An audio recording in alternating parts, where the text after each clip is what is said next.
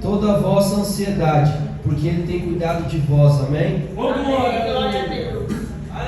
entender algumas coisas sobre este texto. Aqui o texto começa dizendo: humilhai-vos, portanto, sobre a poderosa mão de Deus. Então entendemos, não estamos nos humilhando perante alguém em vão, ou perante alguém que não tem força ou poder para fazer algo, e sim diante da poderosa e potente mão de Deus. E em seguida diz que Ele, em tempo oportuno, vos exaltará. Então entenda, em tempo oportuno não é no nosso tempo, é no tempo do Senhor. E existem dois tipos de tempo, o Kairos e o Cronos. O tempo de Deus é diferente do nosso. Para quem não sabe, 1 minuto no tempo de Deus são 80 anos no nosso tempo. Ou seja, para Deus mudar o nosso cenário, a nossa aflição, ou tirar a gente de uma situação, é um piscar de olhos. Amém? Glória a Deus, amém, glória a Deus.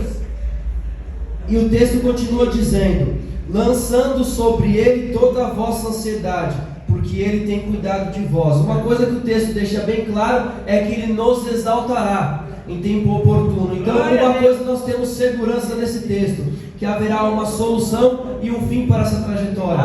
Mas às vezes não entendemos como nós entramos em algumas situações. Tem dois meios de entrarmos em desertos e provas. Primeiro, algum propósito, alguma permissão do Senhor para nos colocar. E outra, muitas vezes nos colocamos em situações por pegar prova com a mão ou por falta de sabedoria. Mas entenda, nas duas situações nós temos muito a aprender e nos aperfeiçoar, porque todas as coisas cooperam para o bem daqueles que amam a Deus. Todas as coisas são todas as coisas. E a Bíblia diz que não cai uma folha sem que Deus permita. Então, se estamos em uma situação de aflição, angústia, em alguma prova, seja por falta de sabedoria ou por permissão do Senhor, as duas situações Ele nos permitiu. E quando Ele nos permite um cenário, uma situação, um processo a se passar, a Bíblia vai me dizer que o fim é melhor do que o começo e justifica o meio. Então entenda, se você está vivendo algo que ainda não é o melhor, ele não está no final. E se ainda não está no final, é porque algo está por vir. Porque o deserto ele não é morada para nós, assim uma escola. E se estamos numa escola, estamos para aprender. Então entenda, no momento da sua adversidade, do cenário, da situação, seja um levante de alguém contra a sua vida, um cenário impossível, uma angústia, algo que está te afligindo e te atingindo, entenda, Deus tem algo para ensinar. E se Deus tem algo para ensinar, a Bíblia vai dizer que há segredos e mistérios que Deus quer revelar a nós e outros não. Então que possamos entender que diante dessa situação era para estarmos aperfeiçoando-nos e que Deus irá revelar alguns segredos e mistérios para que possamos passar, porque não conseguimos passar situações muitas vezes com a nossa força. Por isso que Deus diz para lançarmos as vossas ansiedades. Ansiedade é excesso de futuro. Muitas vezes queremos uma solução, uma provisão do algo que está por vir. E a própria ciência comprova que 80 ou 90% do que nos afligimos nem chega a acontecer. E a Bíblia nos diz que amanhã pertence ao seu próprio mal. Então entenda, confia e descansa no dia de hoje. Eu quero trazer alguns exemplos na Bíblia sobre essa passagem que me respalda. Que primeiro eu quero trazer em Salmos 3 e 4. O salmista Davi vai escrever o seguinte: no 3, Senhor, como tem crescido o número dos meus adversários, são numerosos os que se levantam contra mim, são muitos os que dizem de mim, não há em Deus salvação para ele. Porém tu, Senhor, és o meu escudo, és a minha glória, o que exaltas a minha cabeça. Com a minha voz clamo o Senhor, e ele do seu santo monte me responde. Deita-me e pego no sono, acordo porque o Senhor me sustenta.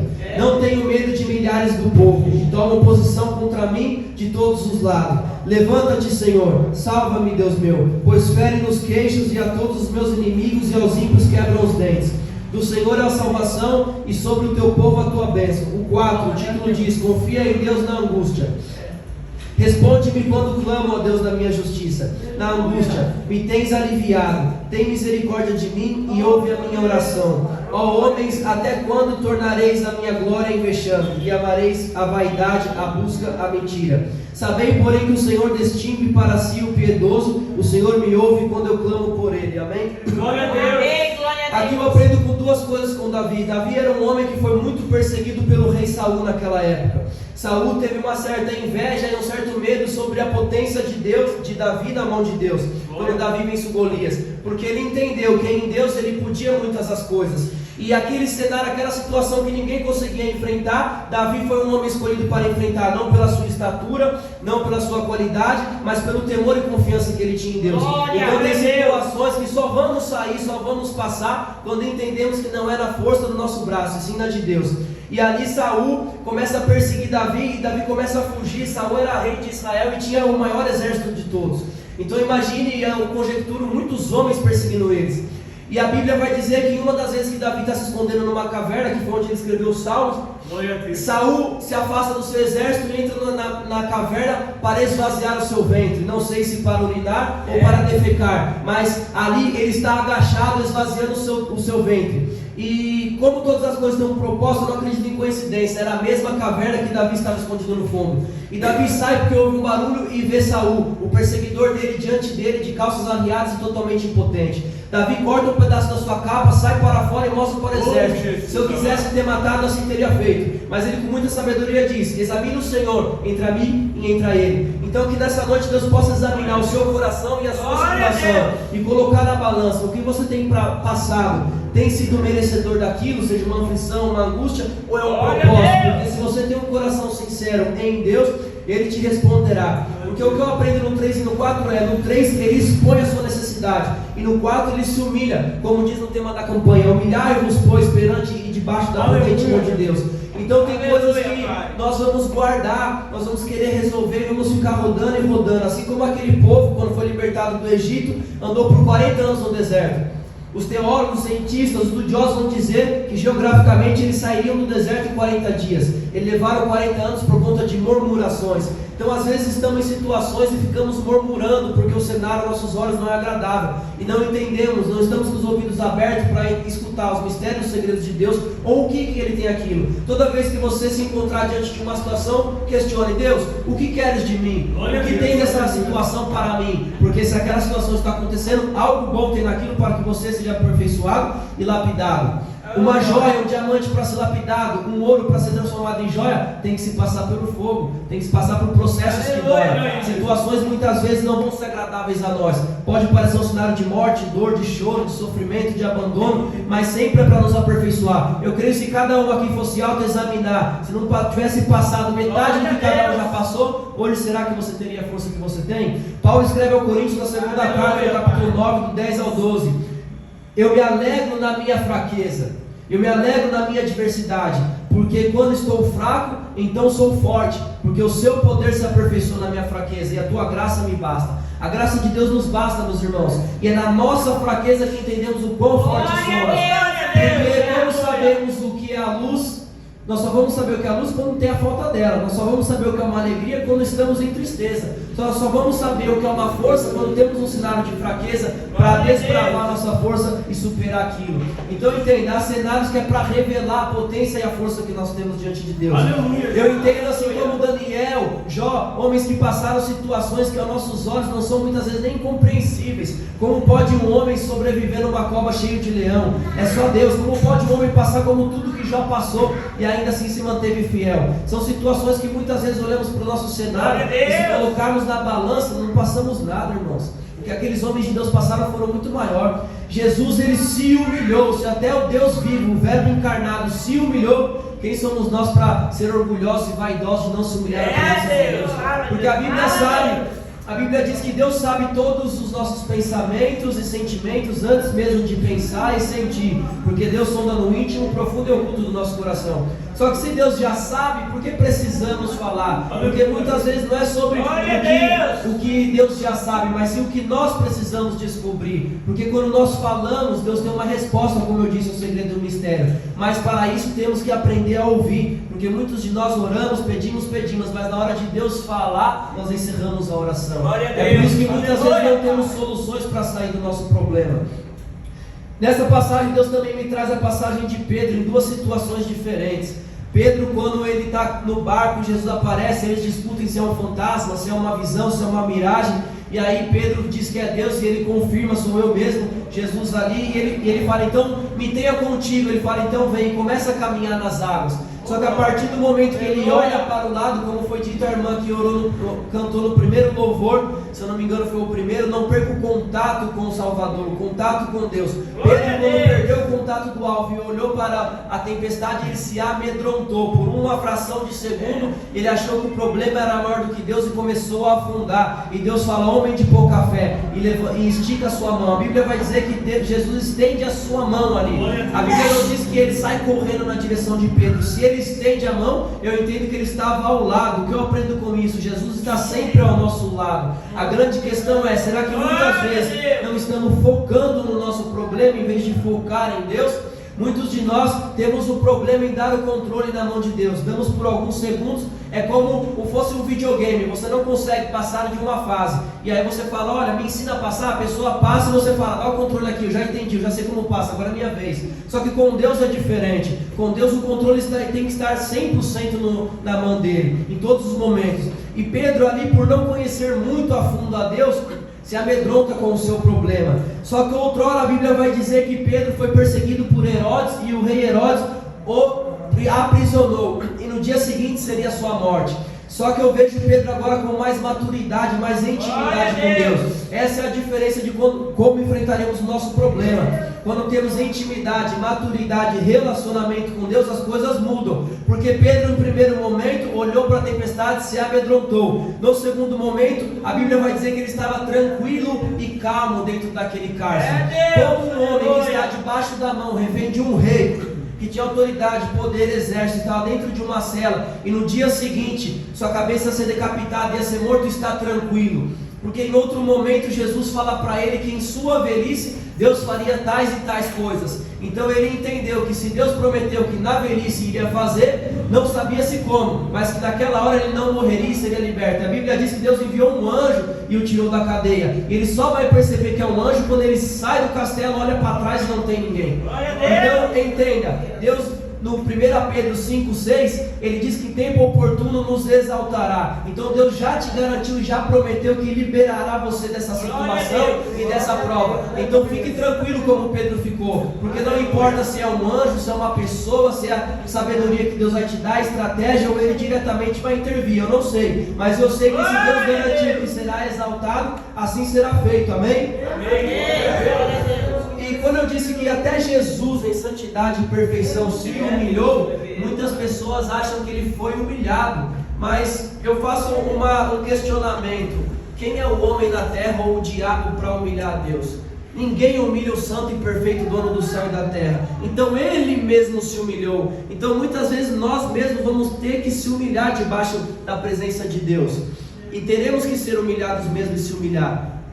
Tem situações que quando nós nos humilhamos, nós se colocamos como fraco, e Deus recebe, porque nós entendemos que somos dependentes de Deus.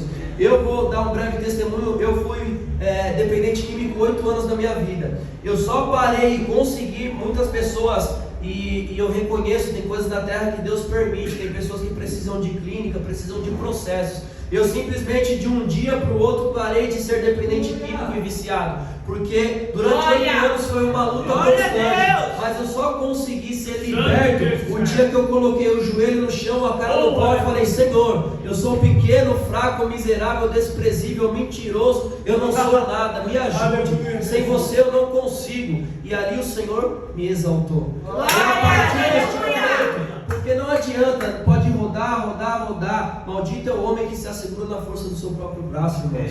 Nosso braço ele é carnal, nossa força ela tem limite. Há momentos que nós vamos se esgotar para entender o que Deus faz. A diferença é a sabedoria que tenhamos de confiar e de se esforçar. A própria Bíblia diz: esforça-te. Não adianta você se deparar com uma situação, crer em Deus e não fazer nada. A Bíblia diz que nós temos que fazer a nossa parte, mas reconhecer que somos limitados, não somos poderosos nem super-heróis, e temos sim que depender e confiar em Deus. Não tem outro caminho, irmãos. Então que Deus possa entrar na situação de cada um aqui, e que possa vir sobre o tempo de Deus, e não o nosso, o tempo oportuno de Deus.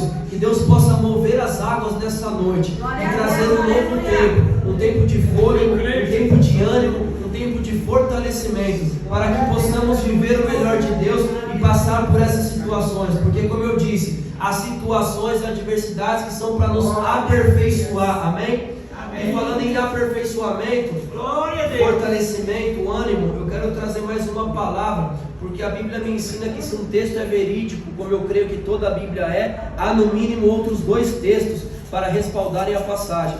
E como eu trouxe em Salmos, eu quero trazer em Tiago também, para respaldar o tema da campanha. Em 1 Tiago diz, Tiago 1, os benefícios das provações. Meus irmãos, tende por motivo de toda alegria o passardes por várias provações, sabendo que a aprovação da vossa fé é uma vez confirmada, produz perseverança. Ora, a perseverança deve ter ação completa, para que sejais perfeitos e íntegros, em nada deficiente. Ou seja, aqui em Tiago é bem claro, nós temos que ter alegria nas nossas adversidades, porque é através da perseverança que vamos vencer. E a perseverança ela tem que ser por completo. E para ela ser por completo, ela tem que haver uma constância. A constância da perseverança é o que é? Persistir até Deus responder. E como eu vou saber se é o tempo de Deus me responder? Se essa causa, essa situação eu devo permanecer ou abrir de mão? Porque tem problemas que somos aprisionados nele. E infelizmente, felizmente, temos que ficar nele até que ele se resolva. Mas tem situações que é da nossa decisão virar as costas ou deixar. E como saber o tempo de lutar por aquilo, de perseverar? A Bíblia vai dizer que o Espírito tudo discerne, mas por nada é discernido. Quando nós temos liberdade, abrimos o nosso coração para Deus e o Espírito habitar e nos revestir, o Espírito vai nos discernir, vai deixar claro que é para persistir. E a perseverança ela não tem garantia de cenário visual, ela tem uma garantia do céu. Então se há uma confirmação do Espírito, persista, porque a perseverança para ser por completo, ela tem que ser até o tempo que Deus responder. E se Deus ainda não respondeu, é porque Ele não viu a hora necessária para responder. Então persista, porque a hora que Deus responder, Ele vai te exaltar na terra, amém? Glória a Deus, e algo curioso que eu li no capítulo 3 de Salmos é que Davi diz que ele vai ter uma noite de sono tranquila, ele vai dormir e descansar. Muitas vezes nós perdemos o nosso sono por situações, e quando eu falo isso, eu sou o primeiro a receber dessa palavra. Eu já fui muito mais ansioso e cada vez tenho sido menos, porque eu tenho me aberto para receber e viver os frutos do Espírito, que é mansidão, paciência, entre outros. E quando a Bíblia fala de fruto, não é algo à toa. Ela poderia falar 12 princípios, 12 conselhos, mandamentos. Ela fala fruto, e tudo na Bíblia nada é à toa, tudo tem um significado. Quando fala fruto, é porque aquilo florou, aquilo frutificou. E um fruto, para ser frutificado, precisa de uma terra fértil e uma semente. A terra fértil é o nosso coração, a semente é a palavra e a presença de Deus. Então, para vivermos os frutos do Espírito, precisamos colocar a semente, arar a terra e regar. Porque como vamos ter uma noite tranquila, paciência, mansidão, domínio próprio, se não temos frutificado a semente do Espírito? E Davi, por diversas vezes, ele relata que ele dormiu tranquilo, ele não se preocupou com o seu amanhã, porque ele entendeu quem prepara o dia de amanhã. O amanhã é longe demais para quem não tem eternidade. Irmãos, nós estamos nessa vida, nesse mundo de passagem, e nós não somos aqui na terra eternos. Então, para quem não tem eternidade, o amanhã está muito distante. Então entenda, confia no Senhor. Como eu disse, 1 minuto de Deus são 80 anos nossos. Então o amanhã para Deus é um sopro. O que Deus pode fazer em 24 horas é muito grande, irmãos. Glória a Deus. Outra passagem que eu queria deixar está em Tiago, no versículo 12, que diz: bem-aventurado o homem que suporta com perseverança a aprovação. Bem-aventurado é aprovado, ou seja, aprovado é o homem que suporta com perseverança as provações. Aleluia. Porque depois de ter sido aprovado, receberá a coroa da vida, a qual o Senhor prometeu àqueles que o amam. Eu creio que nesta noite Deus tem uma coroa preparada para cada um de nós. Mas para tomarmos posse dela, devemos perseverar diante da situação. Eu creio que no tempo oportuno Deus nos exaltará e entoaremos o hino da vitória. E entenderemos que foi por uma confiança em Deus e por uma perseverança que Ele nos capacitou e nos levantou. Porque a Bíblia me fala 3 coisas sobre fé. Sem fé é impossível agradar a Deus. Então temos que ter fé que essa situação, cenário, qualquer dificuldade da nossa vida será resolvida. A Bíblia também me diz, como foi dito aqui, que precisamos ter uma fé inabalável. Então nós temos que ter fé, uma fé inabalável. Glória E o a Deus. terceiro, Pai, Filho e Espírito Santo, a Trindade. A fé, ela tem que Aleluia, existir, ser inabalável, porém a fé sem obra é morta. Se você tem uma fé, ela é inabalável, mas ela não é praticada, ela é teórica, ela é morta, sua fé ela não existe. E como eu pratico a fé? Em um cenário que eu não tenho resposta visual, porque a fé é o firme fundamento das coisas que se espera e não se vê, porém a certeza de que elas virão. Então que nesta noite você pode ter certeza da sua vitória e ter que aquele que prometeu, ele garante e é fiel para cumprir. Amém? Agradeço a minha